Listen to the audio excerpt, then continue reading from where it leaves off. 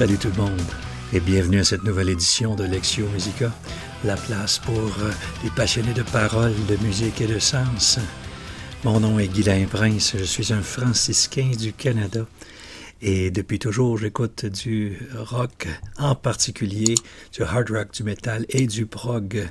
Et cette semaine, nous continuons notre itinéraire sur le groupe de métal symphonique Nightwish. On est en train de faire un parcours qui va être sur 2 ans. Et puis, cette première tranche comporte 12 chansons. Et puis, on est à la 5e. Alors, c'est déjà bien enclenché. Si vous n'avez pas vu les autres, retournez-y. Vous pouvez vous abonner aussi en cliquant sur le petit bouton « Abonnement ». Je m'abonne. Et c'est ça, nous faisons un parcours. Donc, chaque chanson, 2 vidéos. Une de réaction quand c'est une nouvelle chanson et une d'analyse des mots qui paraissent l'une le mercredi, l'autre le vendredi ou le samedi. Selon mon temps libre, je fais ça tranquillement. Et puis, la raison est simple, c'est mon travail d'analyser les mots. Et puis, je fais ça, mais de façon décontractée, là. C'est pas un travail pour moi. Vous n'êtes pas un travail. Vous êtes une partie de ma passion, la musique. Et puis, ce genre-là, moi, que j'ai toujours aimé, même comme franciscain, j'en écoute. Et puis, c'est sûr que je n'écoute pas à longueur de journée comme j'ai déjà fait. Mais, une fois par semaine, comme ça, j'adore ça, me pencher attentivement sur une chanson pour regarder les mots. Regarder la construction musicale et la signification de la chanson. J'adore ça. Et j'en écoute ici, un peu comme, par exemple, avant de venir ici, j'ai écouté l'album au complet qui s'appelle Angels Fall First. Le premier album qui était pour Nightwish, un démo en fait, que la compagnie a trouvé suffisamment bonne pour publier tel quel. On a vu que c'était peut-être une décision hâtive, mais néanmoins, on peut voir vraiment le Nightwish d'aujourd'hui, mais en genèse. C'est sûr que ce n'est pas le Nightwish qu'on va connaître plus tard, mais c'est déjà indicateur. Pour moi, là, on voit déjà que Nightwish, en fait, dépasse le métal symphonique. C'est de la belle musique. C'est de la belle poésie. C'est pas n'importe quoi Nightwish là-dessus. Et on le voit, puis le fait d'avoir dès le départ, je dirais une chanteuse qui est une interprète de très haut calibre. Pour moi, c'est ça qui me frappe là chez Tarja, c'est que j'aime le timbre de sa voix, je l'ai dit plusieurs fois, mais j'aime aussi ses habiletés d'interprète. Elle comprend les mots et elle les incarne bien. On fait la première chanson d'un nouvel album, c'est-à-dire d'un album qui est déjà vieux, mais pour moi, c'est du tout nouveau. Je n'ai jamais entendu aucune pièce de cet album-là. Et donc, on s'y lance sans arrêt, sans attendre plutôt. La chanson s'appelle Gethsemane. Comme d'habitude, première version, elle est la version studio avec paroles. On se concentre sur la chanson, sur les mots. La deuxième écoute que je vais faire aujourd'hui, c'est une réaction à une version live. Maintenant, moi, j'en ai 2 dans mes coffres. Une avec Tarja et une avec Floor. Je vais écouter les 2, puis je vais garder celle sur laquelle j'ai le plus de choses à dire, où j'ai plus de réactions. Mais les 2, je vais les écouter, par exemple, et je vais m'enregistrer. Et puis, je vais maintenir juste une des 2 pour publication. Alors, ce qui fait que, de cette manière-là, on profite de la version studio, on profite d'au moins une version live. Et ça, vous me l'avez demandé, c'est ce que je vais faire. Alors, sans plus tarder, je vous donne l'écran avec... Donc, j'espère que vous êtes contents. Moi, je suis très enthousiaste à soir. Je ne sais pas, j'espère que je ne serai pas déçu. Vous êtes prêts? Moi, je suis prêt. On y va. 3, 2, 1.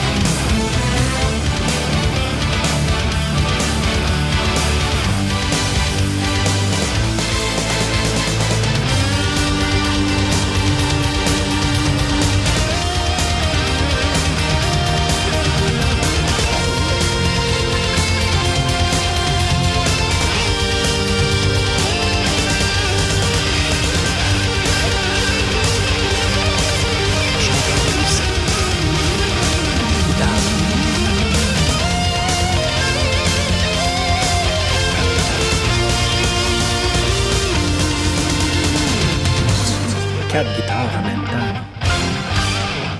Ouh! Yes, sir! Yes, sir, yes, sir, yes, sir. Aïe. Voyez-vous ce que je voulais dire, là? Et qu'il y en a qui m'ont mal compris, là.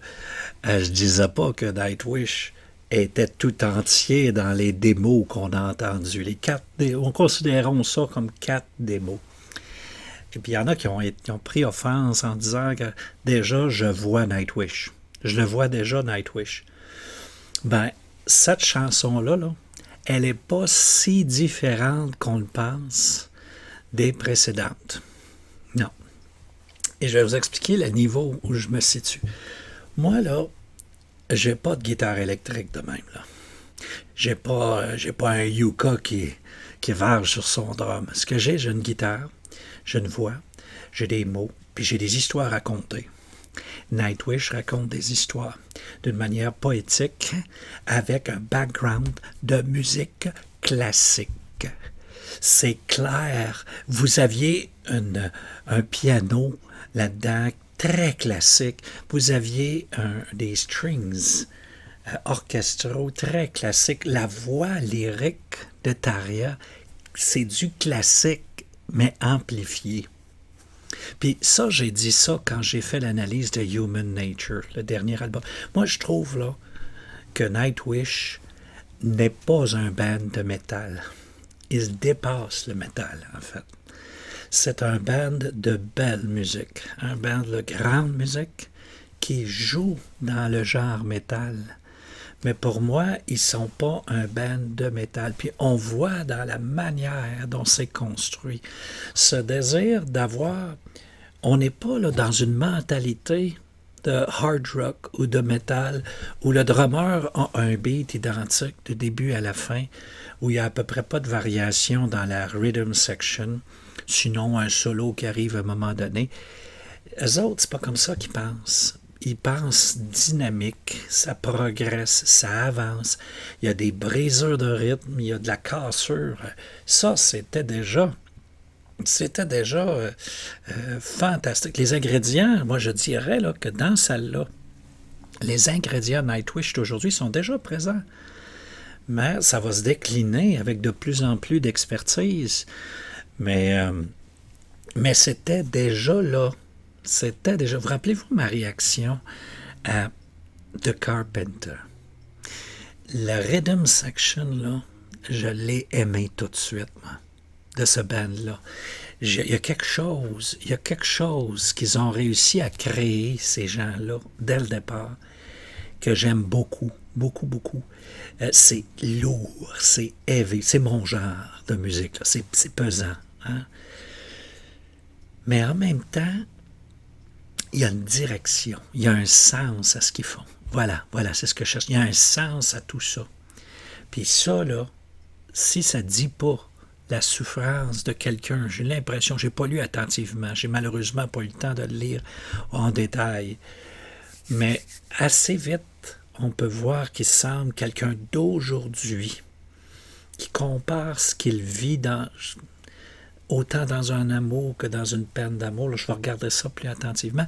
Mais il y a quelque chose de souffrant qu'il compare à la souffrance de quelqu'un d'autre, qui est clairement Jésus au jardin d'agonie. Là. On va regarder ça. Gethsemane, le titre ne fait pas aucun doute. Là, le pressoir. On va regarder ça. Mais en attendant, tout de suite, on y va. On se prépare la version live. Je reviens dans une minute. Voilà. Alors, la version live que j'ai choisie à l'aide, avec votre aide, c'est une version le groupe est très jeune, à Helsinki en 1999, à peine un an, ou dans les années de cet album-là. Tout le monde est jeune là-dedans. Là. Donc, j'ai hâte de voir. Et c'est avec Tarja. Alors, on y va dans 3, 2, 1.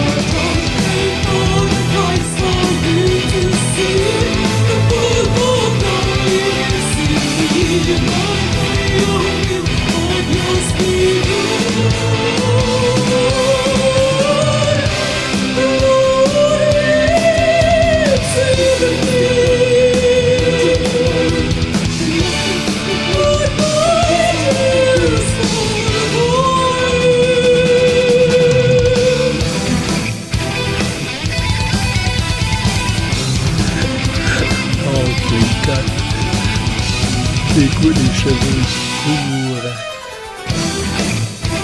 Mais c'est classique au coton, ça, là.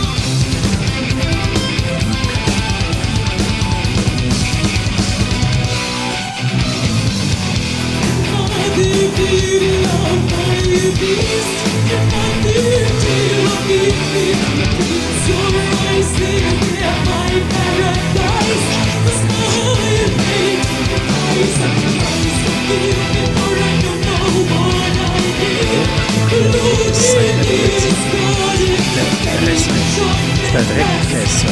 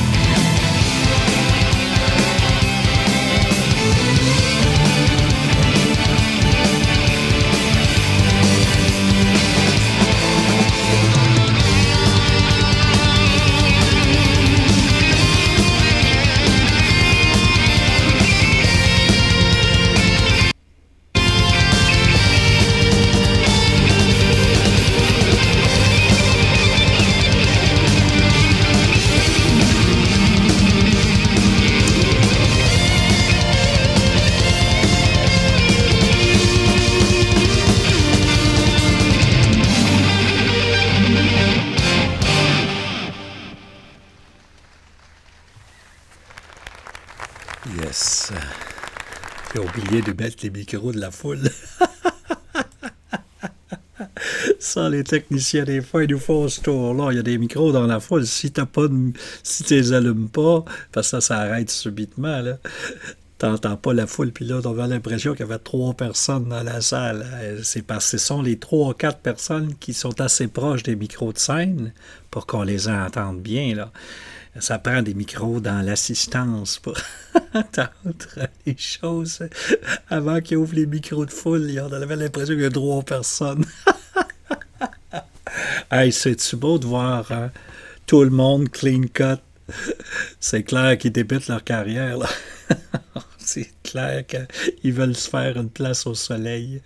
Et puis là, ils sont tous, là, Yuka, Thomas, tout le monde a les cheveux courts. Puis le son est très bien. C'est une très bonne réalisation. Les ajustements de son sont bien faits.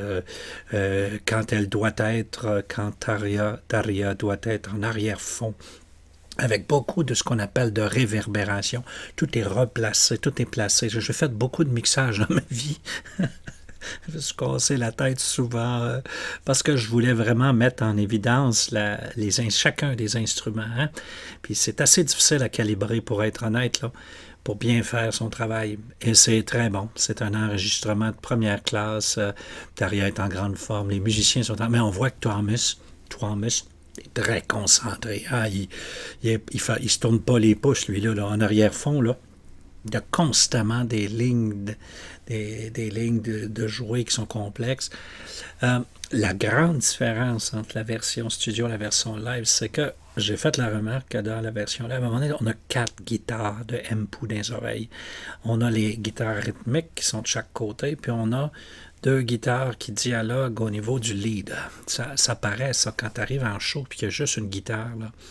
Alors, ce qui fait que lui, il doit quitter le rhythm pour commencer son solo. Puis il fait un solo qui est comme à la jonction de 2-3 affaires. Là. C'est pas un solo libre. Puis c'est pas un rhythm non plus. C'est comme une espèce d'entre-deux. Il essaie de se placer en jouant un peu pour tout en maintenant une certaine pression fondamentale dans la rhythm section. Très intéressant de voir la transposition scénique de ce qu'ils ont fait. Je continue de dire que Daria a cette capacité de savoir ce qu'elle chante, puis ça paraît. Elle incarne. On va voir que plus tard que c'est aussi une caractéristique de Flore, mais wow, elle fait très bien ça. Hein. J'aime beaucoup ça. OK. Maintenant, on va avec Flore. On est de retour. Je vous donne l'écran. Voilà. Oh boy. Faut bien que je me laisse un tout petit peu de place pour... Alors là, on n'est plus dans le même monde. Là. On vient de sauter pratiquement 20 ans entre l'enregistrement en studio et puis là, on est en 2019 à Buenos Aires. Alors, c'est un autre monde, là. On n'est plus du tout dans le même Nightwish. D'abord, le band a changé. Ce n'est plus le même drummer. C'est Kai plutôt que Yuka. Le bassman, ça se trouve être Marco. Et puis, la chanteuse, c'est Flore Jansen. Et puis, vous voyez quelqu'un en haut à droite, là. Alors, ça, c'est Troy. Troy qui chante toutes sortes d'instruments parallèles. J'ai hâte de voir comment ça va être mis en musique, cette pièce-là. Très intéressant. Alors, vous êtes prêts? Moi, je suis prêt. On y va. So let's make this a great, great, great special night on this bumpy road. Are you ready for some traveling with us? Are you ready, Argentina? I mean, are you ready? Then this song is for you. Gethsemane. Nobody knows about it.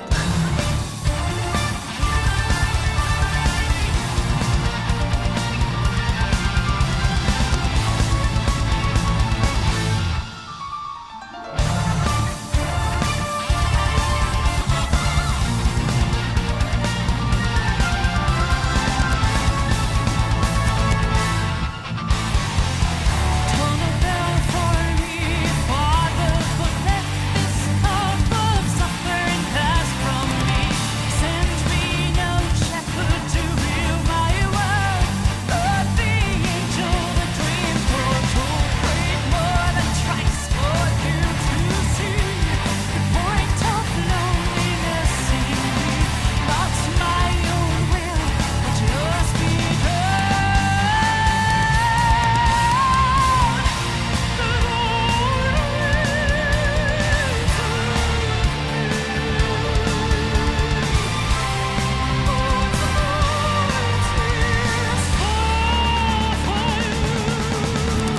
Ça,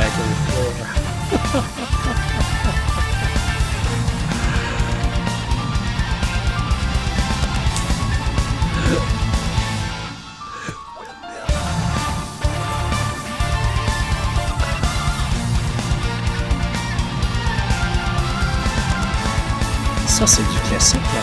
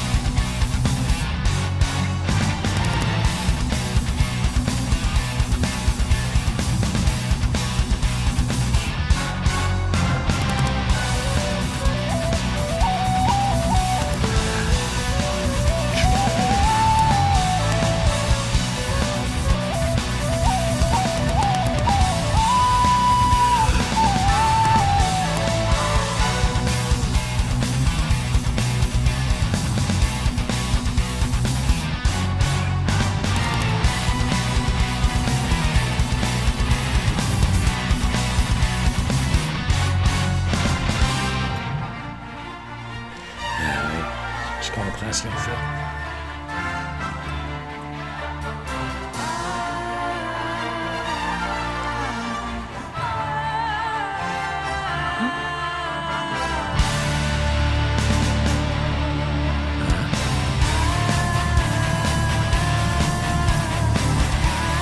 C'est pas comme ça que je m'attendais qu'elle chanterait cette partie-là.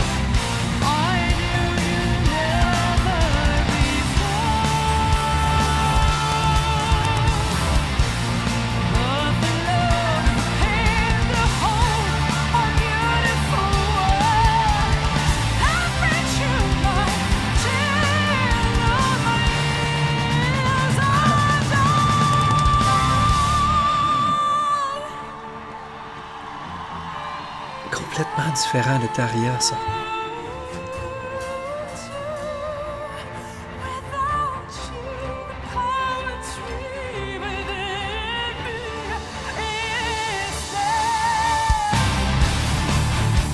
Oh, c'est beau.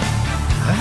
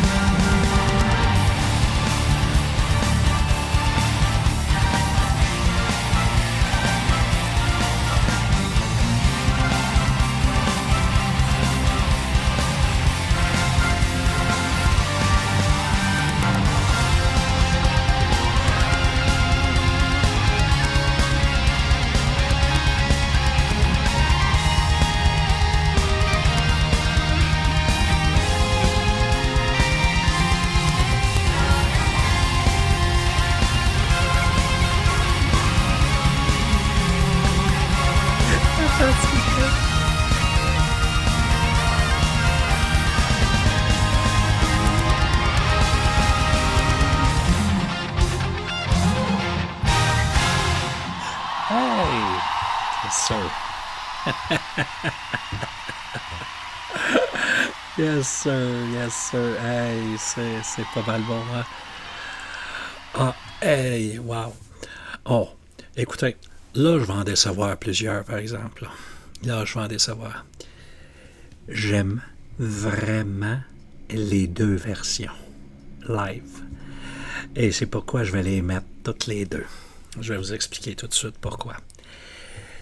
On a des jeunes dans la première, remplis d'espérance, qui sont vraiment concentrés. Ils veulent faire une belle prestation devant une foule avec la TV qui est là, puis ils font ça de façon superbe.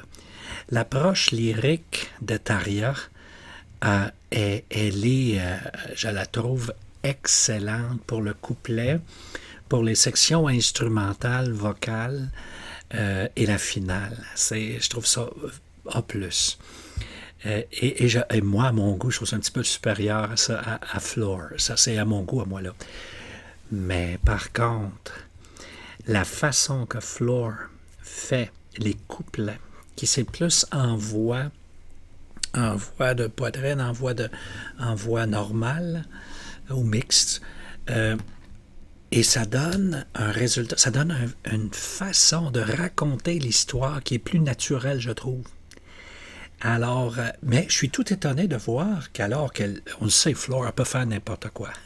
Elle a choisi de chanter les sections sans paroles de cette chanson-là, mais avec sa voix, pas sa voix de tête, pas sa voix un peu plus classique, mais une voix qui vient par moments puissante. Et là, on a droit à 2-3 sorties là, franchement très puissantes de Floor à ce moment-là. Là, moi, j'avoue personnellement que les instruments naturels de Troy auront toujours mon cœur, sûr. Et pourtant, j'ai joué de la flûte traversière. Hein? J'adore la flûte traversière. Mais j'avoue que là, le son très organique de la flûte qu'il a choisi, ça gagne mon cœur. Dans le premier, on avait un grand show d'un jeune band. Dans le deuxième, on a un grand show d'un grand band. C'est avec une production, les écrans vidéo en arrière, très bien rendu, belle relecture d'un chant qui a 20 ans déjà. Je trouve que c'est une réussite. Là. C'est une réussite. C'est qu'à la fois, on sait capter le meilleur de la version ancienne, puis on la pousse un petit peu en avant. Et moi, j'aime beaucoup le jeu de Marco. Marco, j'allais dire, comment est-ce qu'ils vont remplacer? Parce que dans la première version live, il y a eu un petit vide quand il y a eu le lead. Un petit vide parce ça nous manquait la guitare rythmique, là, le riff là, qu'il y avait, là, qui était solide. Ça paraît beaucoup moins dans la version de 2019. Pourquoi? Parce que Marco a une basse, we call steady bass. Il a une ligne, là, il occupe l'arrière-fond, et j'ai pas remarqué, mais je soupçonne qu'en plus des keyboards, je crois que Troy jouait quelque chose aussi. Donc, on sent moins un vide soudain qu'on a entendu dans le premier. Mais ça, c'est normal. C'est normal, faut pas penser que c'est anormal. C'est quand tu choisis, tu as fait une version la meilleure en studio, comme je dis souvent, la version studio, c'est un produit. Ensuite, la version live, c'est très rare que les deux sont exactement pareils. Il faut que tu recrées quelque chose pour le live qui peut être des prises de décision assez déchirantes par rapport à l'original studio. Mais dans les deux cas, c'est réussi, mais je trouve que la version de 2019, parce que le band est plus nombreux, parce qu'il est plus expérimenté, réussissent un petit peu mieux à nous faire sentir la puissance de ce chant-là, qui est du classique. Ça, c'est un chant classique, ça.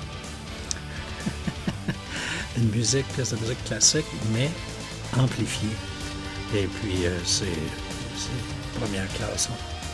On commence à voir Nightwish avec tous ces morceaux. J'ai vraiment aimé la chanson au niveau musical. Vous le voyez bien. Maintenant, dans quelques jours. Les paroles. Je vous revois dans quelques jours. Alors, à très bientôt.